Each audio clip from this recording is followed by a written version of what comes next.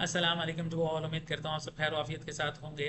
अच्छा दोस्तों, last class के अंदर हमने के मैप के बारे में किया था और मेरे पास तीन इनपुट थे which is A B C. तो हमने 2 to the power 3 कर दिया था which is 2 to the power 3 8 के बराबर होता है। तो यहाँ पे हमने 8 सेल्स बनाए थे और उसके अंदर हम वो सेल्स ले रहे थे जो सेम हो, जो डिफरेंट है हम उसको निगलेक्ट कर देते थे।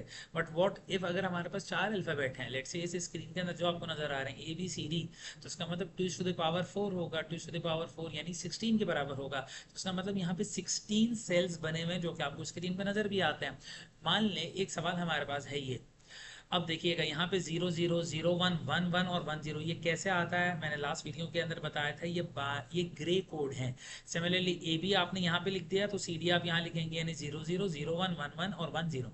अब ये अंदर वाले जो नंबर हैं ये टीचर आपको देगा।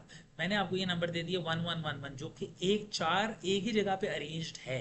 अब देखिएगा गौर से, यहाँ पे एक स्टूडेंट दो दो के दो बनाए या चार का एक बनाए, तो रिकमेंड किया जाता है जितना बड़ा ग्रुप बनेगा उतना आसान। तो यहाँ पे आपने चार का ग्रुप बना लिया। अब आपने ये कहा इस ग्रुप के अंदर, यानी जो ग्रीन से मौजूद है इसके अंदर ए बी की वैल्यू देखिए क्या फिक्स्ड है। ए ए बी की वैल्यू नोट करें, पहले 1 थी अब 0 हो गई, इसका मतलब बी तो चेंज हो गया, बी नहीं लेंगे। ए की वैल्यू पहले भी 1 थी और अभी भी 1 है। इस केस के अंदर ए की वैल्यू सेम रही तो इस ग्रुप के अंदर ए तो आएगा, जो कि आ गया, जो कि मेरे पास आ गया, ए आ गया। अब इसी ग्रुप के अंदर नोटिस करें, इस ग्रुप के अक्रॉस सी डी की वैल्यू देखें। देखिए सी की वैल्यू पहले 0 थी अभी 1 हो गई, इसका मतलब सी चेंज हो गया। डी की वैल्यू क्या थी, डी की वैल्यू पहले 1 थी और अभी भी 1 है, इसका मतलब डी आएगा। तो यहाँ पे मैंने डी लिखा है।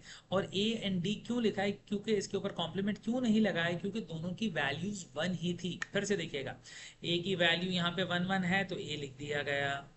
डी की वैल्यू यहाँ पे 1 1 है, सी डी यानी सेकंड नंबर डी है, डी की वैल्यू 1 1 है, इसकी वजह से डी लिख दिया गया है। अब गौर तलब चीज़ है, प्लीज़ गौर से देखिएगा।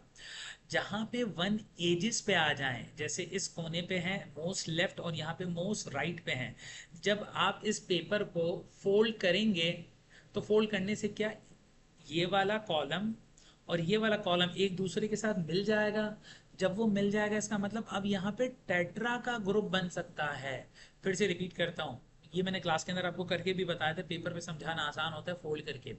इमेजिनरी फोल्ड करें कि इस पेपर को आप बीच से फोल्ड करते हैं, तो जब आप बीच से फोल्ड करेंगे तो ये वाला और ये वाला आपस में मिल जाएंगे। जब ये मिलेंगे तो एक टेट्रा का ग्रुप बन जाएगा। इसका मतलब हम एक ही ग्रुप कंसीडर करेंगे, इसे दो अलग अलग कंसीडर नहीं करेंगे, और यही मिस्टेक स्टूडेंट एग्जाम में करता है। चलिए, अब इसके अंदर हमने ए बी की वैल्यू देखी, ए की वैल्यू 0 0, बी की वैल्यू 0 1। इसका मतलब इस पूरे ग्रुप में जो कि येलो वाला ग्रुप है इसमें ए की वैल्यू फिक्स है 0 0 0। इसका मतलब मैं ए तो लूंगा मगर कॉम्प्लीमेंट ले लूंगा।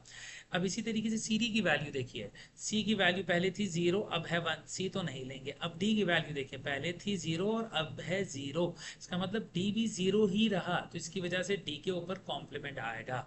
फिर से करते हैं, ये दोनों एजेस के हैं तो जब आप इसको फोल्ड करेंगे तो इसका एक टेट्रा का ग्रुप बनेगा। इसमें आपने देखा कि ए बी की कौन सी वैल्यू सेम रही, ए सेम रहा विच इज 0, तो एक के ऊपर कॉम्प्लीमेंट आ गया। फिर आपने सी डी की वैल्यू नोट किया तो सी डी के अंदर डी की वैल्यू फिक्स रही, पहले भी 0 अभी भी 0, इसका मतलब डी लिखा जाएगा और डी के ऊपर कॉम्प्लीमेंट आ जाएगा। ये है हमारे पास के मैप। उम्मीद करता हूँ आपको मेरा ये लेक्चर समझ आया होगा, पसंद आया होगा। इस वीडियो को बार बार देखिएगा ताकि आपको के मैप समझ में आ जाए, और बुक फ्लॉइड से इसकी दूसरी एग्जाम्पल्स भी आप कर सकते हैं। Thank you very much.